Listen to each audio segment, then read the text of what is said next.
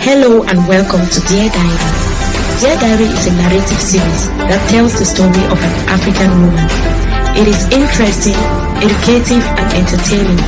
New episodes are uploaded on Mondays. Please make sure to like, comment, subscribe and share. Dear Diary, this is how my week has been. After my return from Douala on Sunday, Mama and Papa had a serious talk with me on Monday morning.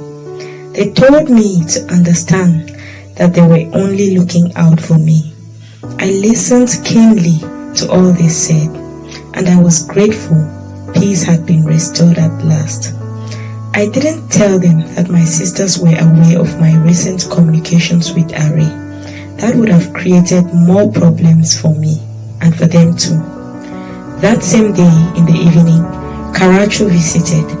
My parents were very happy to see him, especially Mama. He bought a very expensive wrapper for her. That left Mama speechless. She was so grateful and she got into the kitchen and prepared corn fufu and vegetables for him. It was fun. We took lots of photos with Karachu. He left the house at about 8 p.m. The next morning, he traveled back to Yaoundé. Everything pretty much went back to normal. Auntie Adasa suddenly became super friendly towards me. I'm convinced she had seen the wrapper Karachu brought for Mama and was only using tactics to secure hers in future. Well, that's her problem, not mine. She has been sending me food every day. Wonders. On Friday morning at around 10 a.m., I was in the kitchen frying plantain chips. Manka's dad was traveling to Finland for work, and her mom had placed an order for chips worth 10,000 francs. Mama came into the kitchen to tell me I had a visitor. I wasn't expecting anyone. Who could it be? I left Mama in the kitchen to tend to the chips, and I went into the living room to meet my guest. My heart almost fell down when I saw who it was. It was Ari's fiancé. I froze for like 5 seconds. Ari didn't even know my house. How on earth had she found me? What did she want? Is it because of the negative compliments I had made in the bus? What was going on? Was I dreaming? Her voice broke the silence. Are you surprised? Elizabeth, are you surprised? What do you want? I asked. I should be the one asking you that question, she responded. She sounded like a witch. Her voice was so squeaky. What did I ever see in this girl? You are in my father's living room, so I'm guessing you probably want something. So go ahead and let it out.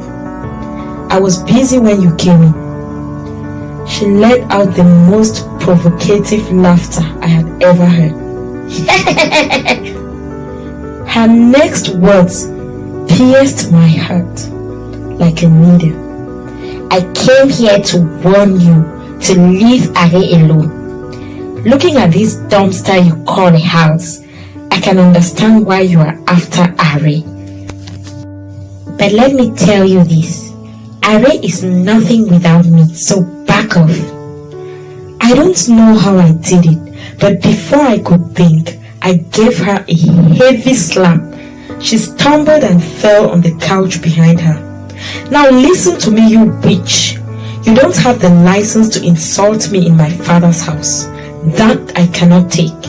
Secondly, the only thing Ari is to me is my baby's father. A child he has never in his life set eyes on. A child he has never spent a dime on. If I were to be given Ari plus $10 million, I would still reject him. He means nothing to me. Get that and get out of my house. After hearing all this, her reaction said it all. She didn't know Ari had a child. She had only just heard that from me. Oh no. What had I done? Wait a minute. Wait.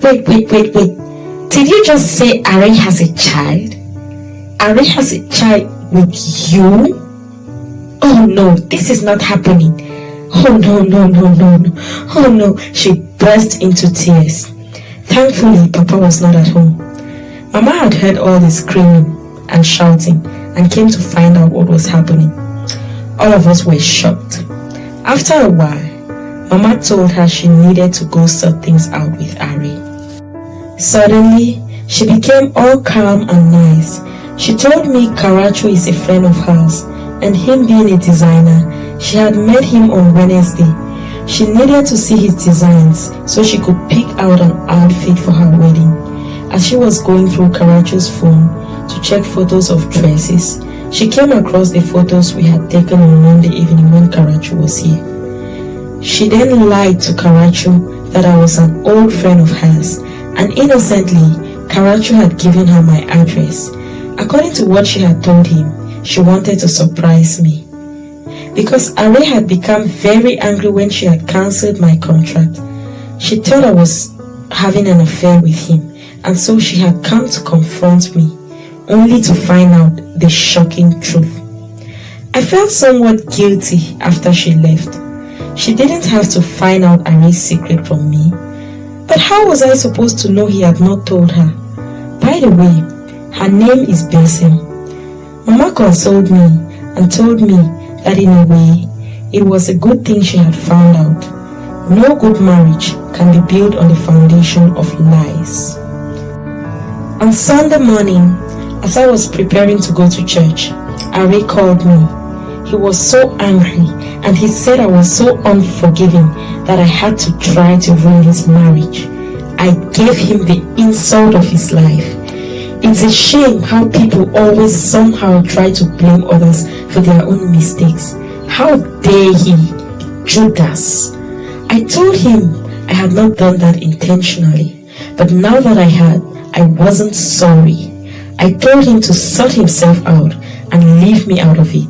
I told him never to call me again, and I hung up on him. Nonsense.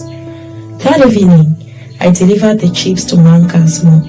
Thankfully, Mama didn't tell Papa what had transpired during the day. Well, I know she will eventually, but I don't want to worry about that now. I will cross that bridge when I get there. What a mess. I don't understand how a single mistake can mess with my life for so long. Dear Diary, today, integrity is the word. Being honest and having strong moral principles. Things gotten through dishonesty rarely last. Sticking to those good principles, no matter how difficult it might seem, is what will eventually make me stand out. The future is pregnant.